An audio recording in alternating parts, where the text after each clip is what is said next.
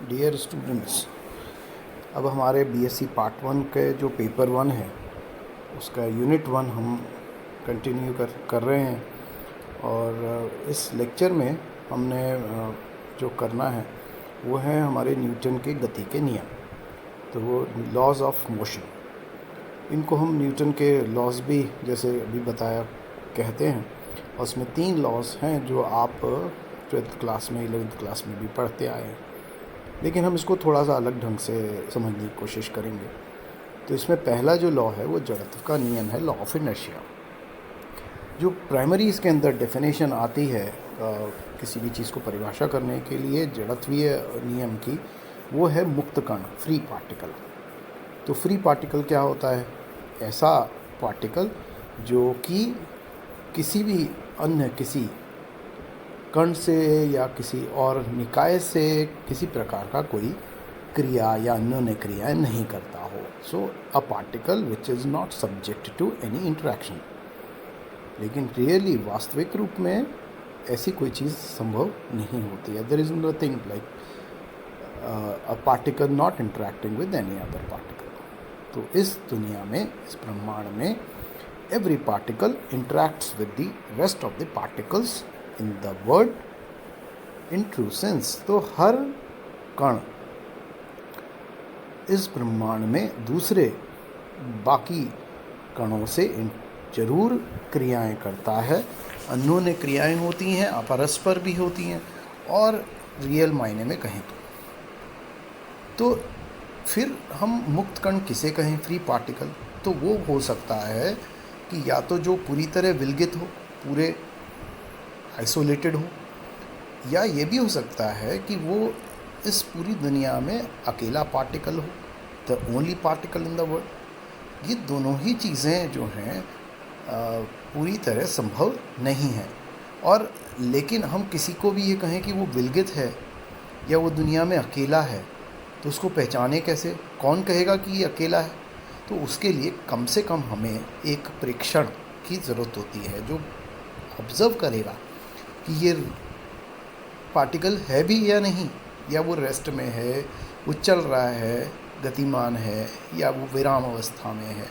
तो हमें ऑब्ज़र्व करने के लिए, उसको एक प्रेक्षण करने के लिए एक प्रेक्षक की आवश्यकता होती है, ऑब्ज़र्वर की। ये जो ऑब्ज़र्वर होता है, ये उस कण से इंटरेक्ट करता है, क्रिया करेगा, और उससे उसकी स्थिति में परिवर्तन करता है, जिसके द्वारा कि हम कोई भी मेजरमेंट, कोई भी जैसे एक्सपेरिमेंट करते हो आप, तो उसके अंदर भी आप जो रीडिंग्स लेते हो वो एक तरीके का इंटरेक्शन है। तो वो इंटरेक्ट करता है, ऑब्ज़र्वर आप होते हो और एक्सपेरिमेंट वहाँ परफॉर्म करते हो। तो वो कण मान के अगर आप करें, या कार की गति को देखें तो कार एक पार्टिकल मानते हैं, तो आप एक प्रेक्षक होते हैं और आप डिटरमिन करते हैं। तो अब हम क्या करें? अगर हमें फ्री का पार्टिकल की डेफिनेशन को समझना है तो हम क्या कहेंगे कि ये कॉम्प्रोमाइज़ करेंगे।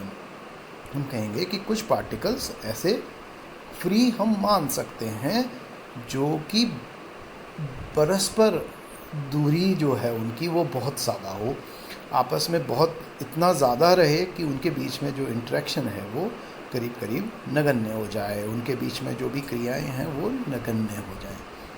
तो पहला लॉ जो है हमारा जड़त्व का नियम, वो कहता है, इसको हम न्यूटन का फर्स्ट लॉ भी कहते हैं मोशन का, गति का, कि a free particle always moves with constant velocity और विदाउट एक्सेलरेशन। कि एक फ्री मुक्त कण हर एकदम समान वेग से या त्वरण रहित गति करता है। इसका दूसरा अभिप्राय है कि जो मुक्त कण है, फ्री पार्टिकल, या तो वो स्ट्रेट लाइन, सीधी रेखा में मूव करेगा और उसका समान वेग होगा उस केस में, और या फिर वो विराम अवस्था में होगा, स्थिर अवस्था में होगा, और उस केस के अंदर उसकी जो वेलोसिटी, जो वेग है, वो शून्य होगा। लेकिन हमने पिछले लेक्चर में भी देखा कि गति जो है वो एक सापेक्ष चीज़ है, रिलेटिव होती है, और हमें ये बताना पड़ता है, समझना होता है कि किसके सापेक्ष हम ये वक्तव्य भी मैं दे रहा हूँ तो किसके सापेक्ष दे रहा हूँ।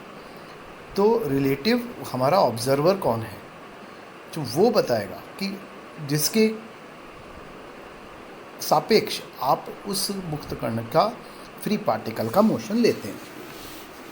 ये जो ऑब्जर्वर होता है इस तरह का, जो कि इस प्रथम नियम को, न्यूटन के जड़त्वीय नियम को फॉलो करता है, इसको हम बोलते हैं ऐसे प्रेक्षक को इनर्शियल ऑब्जर्वर, जड़त्वीय प्रेक्षक। और उससे जो संबंधित निर्देश तंत्र होता है वो फ्रेम ऑफ रेफरेंस जो है उसको हम कहते हैं इनर्शियल फ्रेम या जड़त्वीय निर्देश तंत्र।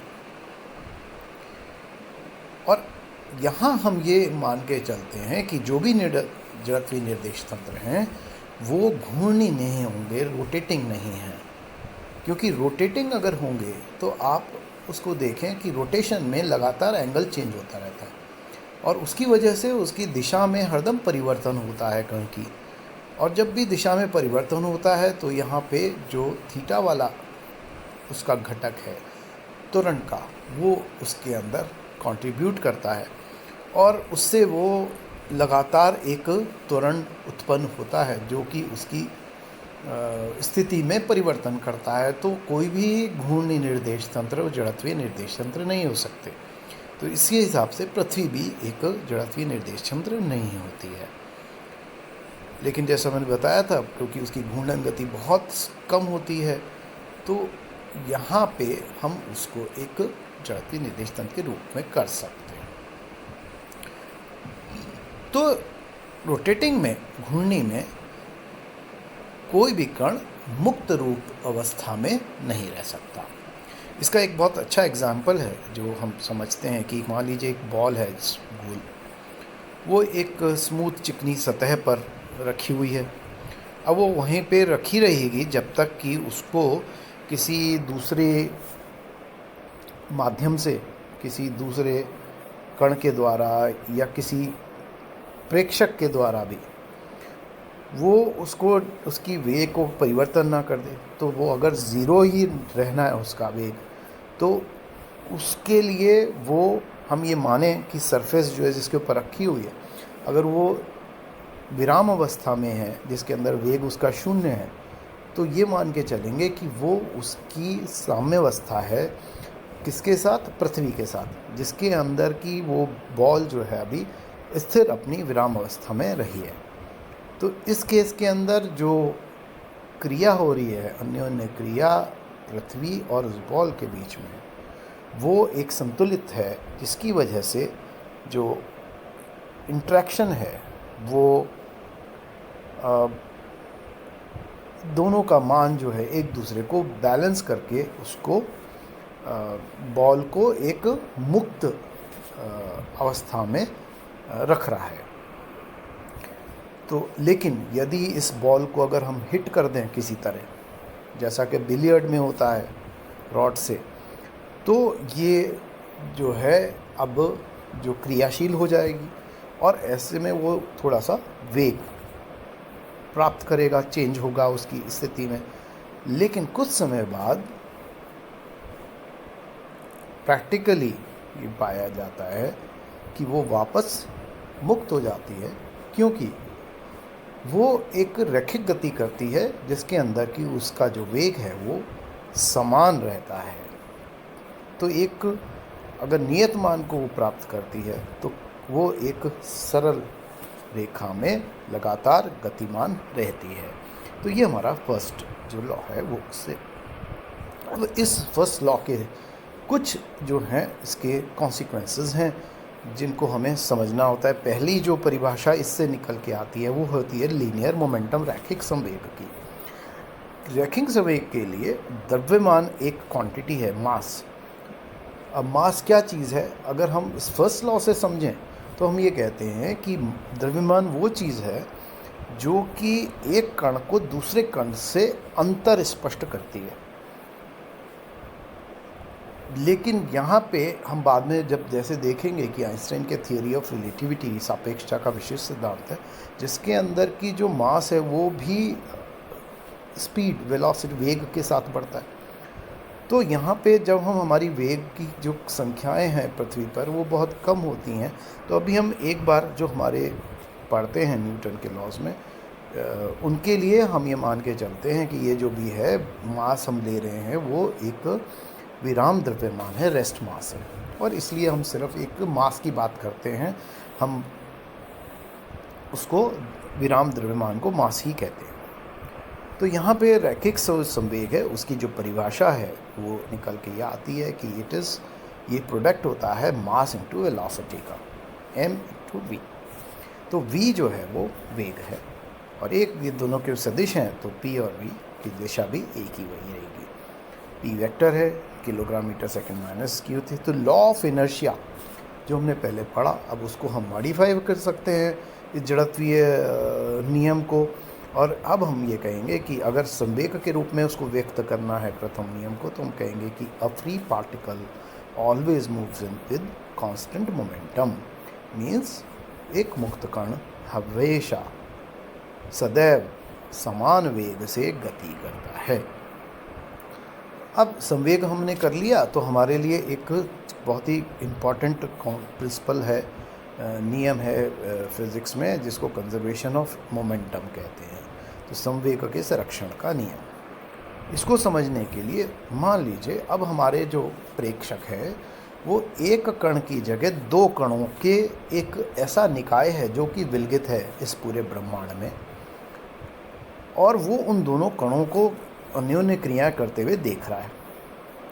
जब ये परस्पर क्रियाएं हो रही हैं उनके अंदर, वो आपस में तो बाकी से तो वो विलगित है, आइसोलेटेड हैं। तो हमने ये देखा था कि वो अगर विलगित कर दें किसी निकाय को, तो उसके अंदर वो कण जो है मुक्त कण की तरह बिहेव करता है। तो यहाँ पे आपस में जो क्रिया हैं उनके द्वारा उनके वेग में परिवर्तन होगा समय के साथ, और उनके जो पाथ हैं वो अब रैखिक ना होकर एक वक्रीय होंगे, कर्व्ड होंगे। इसको आप इस डायग्राम से भी समझ सकते हैं। तो किसी निश्चित समय पर t अगर हम लें, तो पार्टिकल एक जो प्रथम है वो मान लीजिए a पॉइंट पर है और उसका वेग v1 है। पार्टिकल 2 जो है कण 2 वो b बिंदु पर है और उसका वेग v2 है। इस समय इनके अगर कुल संवेग को लिखें तो p = m1v1 + m2v2 या p1 + p2 के रूप में। अगर जब ये क्रियाएं होंगी, अन्योन्य क्रियाएं, उसके बाद इनके क्योंकि वेग में परिवर्तन हो रहे हैं, तो नया जो संवेग इनका जोड़ रहेगा वो p1' + p2' = m1v1' + m2v2' होगा। और संवेग का संरक्षण, कंजर्वेशन ऑफ मोमेंटम, कहता है कि initial momentum = final total momentum, तो p = p' होना चाहिए, और इसलिए m1v1 + m2v2 = m2v1 + m2v2'। यहाँ पे m1 m2 जो हैं वो अभी हम नियत मान के द्रव्यमान ले रहे हैं, उनको चेंज हम नहीं ले रहे। तो ये बेसिकली हमारे विराम द्रव्यमान हैं। अगर हम इनका परिवर्तन लें संवेग का, तो हम उसको लिखेंगे ΔP1 = -ΔP2। तो कुल संवेग जो है वो दोनों स्थिति में हमारे समान रहते हैं। इसको काम में लेके हम हमारे अब द्रव्यमान की एक वापस परिभाषा करते हैं, पुनः एक परिभाषित करेंगे इसको। और अब हम इसको कहते हैं कि मान लें किसी पार्टिकल का जो मास अगर कांस्टेंट है, नियत द्रव्यमान का है, तो इसके अंदर जो परिवर्तन होगा संवेग में ΔP, उसको हम लिखेंगे Δmv, और m को अब बाहर निकाल लें तो m∆v। इससे अगर दोनों कणों के लिए अगर हम लिखते हैं तो m1 ΔV1 must be equal to -m2 ΔV2, क्योंकि ΔP1 = -ΔP2 होता है। इससे आप m1/m2 का अनुपात अगर निकालेंगे तो ये पाएंगे कि ये ΔV1/ΔV2 ये परिमाण के रूप में अगर लें -m को जो, तो यहाँ पे जो भी अनुपात है इनका वो व्युत्क्रम अनुपात से वेरी करता है। तो इनका जो मास द्रव्यमान का रेशियो है वो इन्वर्सली प्रोपोर्शनल होगा उनके वेग के परिवर्तन से, चेंज इन दी वेलोसिटी। तो यदि हम इनमें से जो m1 m2 में से मान लीजिए हम m1 को एक स्टैंडर्ड मास रेफरेंस संकेतिक बिंदु मानते हैं, ये इसका रेफरेंस पॉइंट है या रेफरेंस मास है, और उसका द्रव्यमान हम कहते हैं कि एक एकांक क्वांटिटी है, एकांक मान है। तो m2 को हम इस फॉर्मूले से, इस रिलेशन से, इस अनुपात के हम m2 या किसी भी दूसरे मास को ज्ञात कर सकते हैं। तो ये एक तरीका है जिससे कि हम किसी भी जो अन्योन्य क्रियाएं कर रहे हैं दूसरे कण के मास को हम पता लगा सकते हैं सिर्फ उनके वेग के परिवर्तन से। ये एक इम्पॉर्टेंट है जो कि आपके न्यूमेरिकल्स में भी और कई सारी एप्लीकेशंस में काम आता है।